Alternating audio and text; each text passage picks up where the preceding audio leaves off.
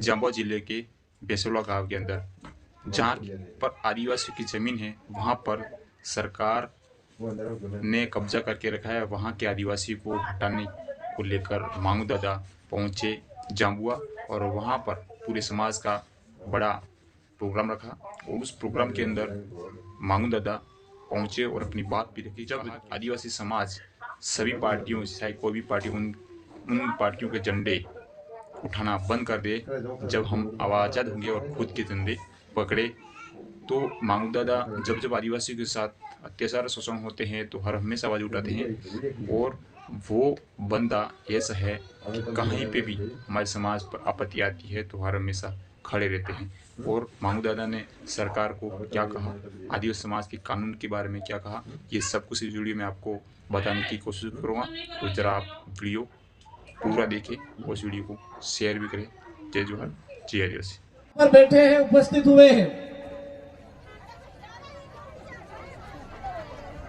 वो हमारे बीच में ही है। आज जमीन को लेकर के, जिस जमीन को बचाने को लेकर के हम यहाँ सब उपस्थित हुए हैं, हमारे को थोड़ा सा सोचना पड़ेगा। अगर हमारे आसपास, हमारे घर परिवार में कोई जमीन अगर छीनता है, हमारा भाई छीनता है, तो क्या हम इस तरह से इकट्ठा होते हैं या सीधा जवाब देते हैं? जब हमारा अपना भाई कहीं पर थोड़ी सी जमीन ले लेता है तो हम आप देखते हैं, ना ताप देखते हैं, ना भाई देखते हैं, ना रिश्ता देखते हैं, ना नाता देखते हैं, सीधा किसी का खोपड़ा फाड़ देते हैं, किसी का क्या कर देते हैं, ये भी नहीं सोचते कि हमको अस्पताल में बचेंगे या नहीं बचेंगे, और हाथों हाथ निपटारा कर देते हैं। आज हमारे इस 8 गांव की जमीन छीनी जा रही है और हम सब लोग यहाँ पर एक आस लेकर के प्रशासन से भीख मांगने के लिए एक तरह से इकट्ठे हो रहे हैं। साथियों, सोचना पड़ेगा, हमारे बाप दादा पूर्वज पुरखों ने जो काकड़ बिठाई है वो हमारे बाप दादाओं की जमीन है, और उस काकड़ के अंदर कोई बाहर से आकर के हमारी जमीन छीनने का प्रयास कर रहा है और हमको गुस्सा नहीं आ रहा है। कैसे हमारी काकड़ पार कर रहा है वो? आज हम कह रहे हैं ग्राम सभा का गठन करेंगे।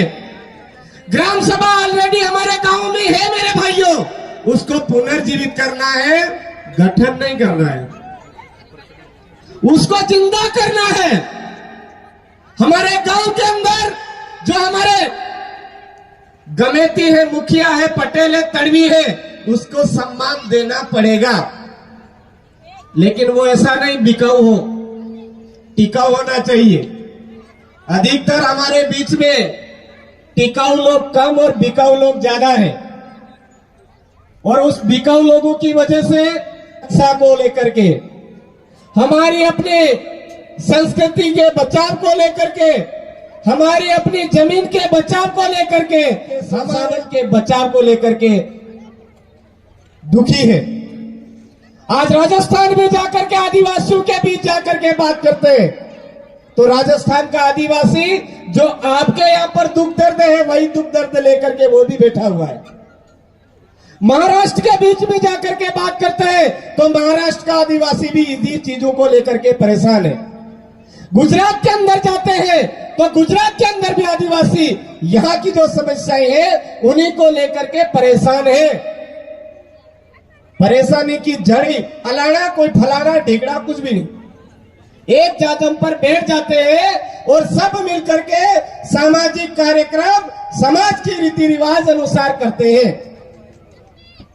लेकिन जैसे ही उस समाज से उठ करके जरा से बगल में जाते हैं तो अभी मैं रास्ते में देखता आया हूं, झोपड़ी टूटी है तो कोई दिक्कत नहीं है, झंडा उससे बड़ा लगना चाहिए, झोपड़ी से बड़ा लगना चाहिए। किसी के फुलड़ी का झंडा लगा हुआ है, किसी के हाथनी का झंडा लगा हुआ है, कोई अलानी का लगा हुआ है, कोई फलानी का लगा हुआ है। सही है गलत है? फिर रास्ते में देखता आया हूं मैं, किसी पर लिखा हुआ है हिंदू राष्ट्र, किसी पर कौन सा भगवा, कोई फलाना, कोई ढिगड़ा, ऐसा झंडा लगा हुआ है।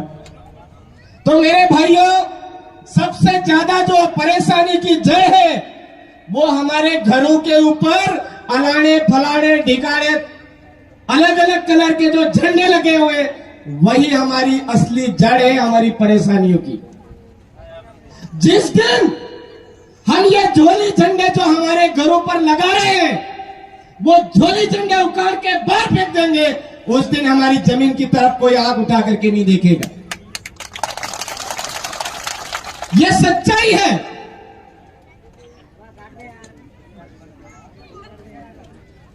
ये सच्चाई है।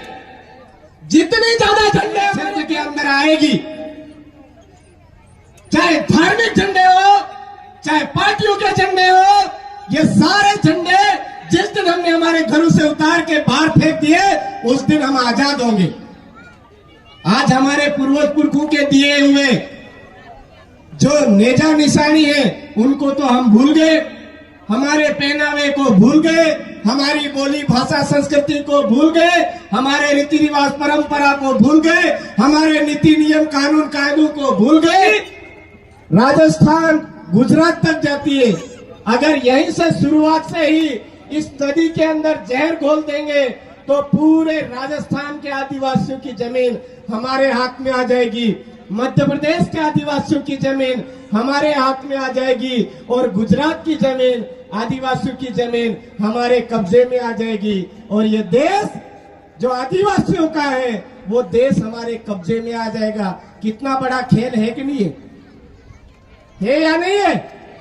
खाली नदी के किनारे शुरुआती दौर में आकर के खड़ा होना और यहां से जहर डालना उनका मकसद है, और जहर डाल करके पूरे राजस्थान, मध्य प्रदेश और गुजरात के आदिवासियों को खत्म करने का बहुत बड़ा प्लान है। मेरे भाइयों, हम छोटी सी बात लेकर के नहीं बैठी।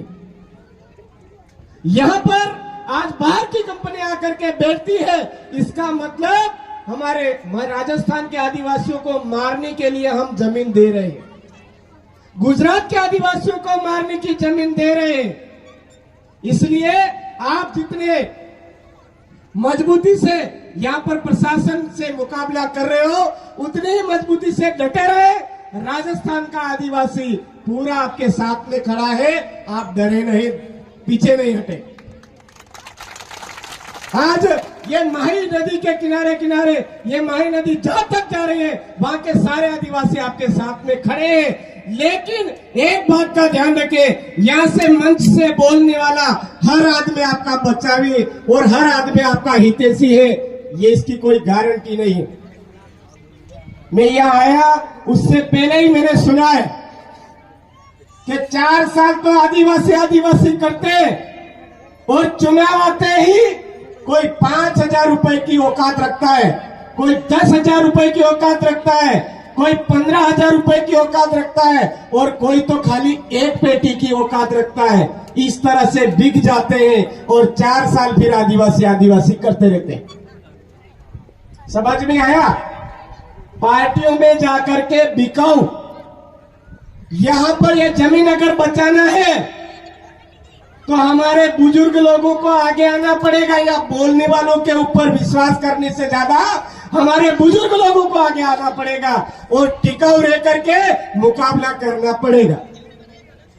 बाकी ऐसे बिकाऊ लोगों को अगर आप ज्यादा से ज्यादा वरीयता दोगे, तो वो आगे जाकर के आप सबको बेच देगा। जितनी ज्यादा पब्लिक होगी, उस पब्लिक के अकॉर्डिंग आगे जाकर के बोलेगा कि ये इतने पब्लिक है, इतने हजार में हम सौदा करते हैं, कांग्रेस का झंडा लाओ, बीजेपी का झंडा लाओ, और वो घुसेड़ देगा उसके पिछवाड़े में। ये हकीकत है। आज पूरे देश के आदिवासियों के बीच में हम जाकर के बात करते हैं, समझते हैं, दुख दर्द जानते हैं, तो वहां यही बातें सामने आती है कि हम पे अच्छा साथ दिया था किसी आदमी का, लेकिन वो बीजेपी में जाके घुस गया, वो कांग्रेस में जाकर के घुस गया, वो आरएसएस में जाके घुस गया, वो उधर जाके घुस गया, वो ईसाई मिस्त्री का दल्ला बन गया। ये ऐसे दलाल लोग ही हमारे आदिवासियों को खत्म करने का काम कर रहे हैं। इसलिए मेरे भाइयों, आपको ये जितने भी बाहर से आए हैं, उन लोगों के ऊपर तो भरोसा ठीक है करना ही है, लेकिन सबसे ज्यादा विश्वास करना है तो 8 गांव के आदिवासी और यहाँ के गमेतियों को मजबूती से खड़ा रहना है। गर्दन कट जाएगी लेकिन जमीन नहीं देंगे।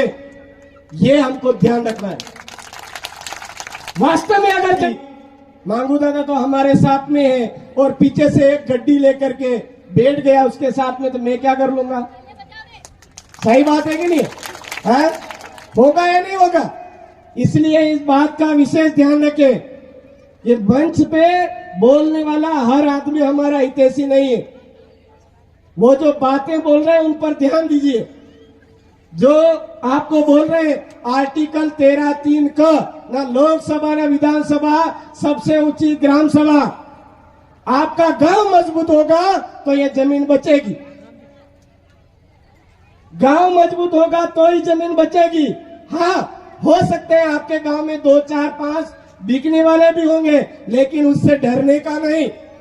उन 4-5 जो बिकने वाले उनको भी लात मार करके उनके साथ में भगा देने का, अपने आप जमीन बचेगी। हमारे वहां पर एक के बाद एक अटैक हुए, एक के बाद एक अटैक हुए, लेकिन हमने जमीन के मामले में कोई समझौता नहीं किया। जमीन बचाने को लेकर के हमको मरना भी पड़ा, जेलों में भी जाना पड़ा, तो हम आगे थोड़ा सा डटे, वो अपने आप पीछे खिसक गए। तो मैं आपसे यही कहना चाहूंगा, हमारे बाप दादा जिन चीजों को लेकर के चल रहे थे उन्हीं चीज को वापस पकड़ लो। कोई हमारे को इधर उधर हाथ फैलाने की जरूरत नहीं पड़ेगी। आज ये भगवे कोई कौन से झंडे लगा रखे, इन झंडों को साइड में करो। ये हमारे माई बाप नहीं है। हमारे माई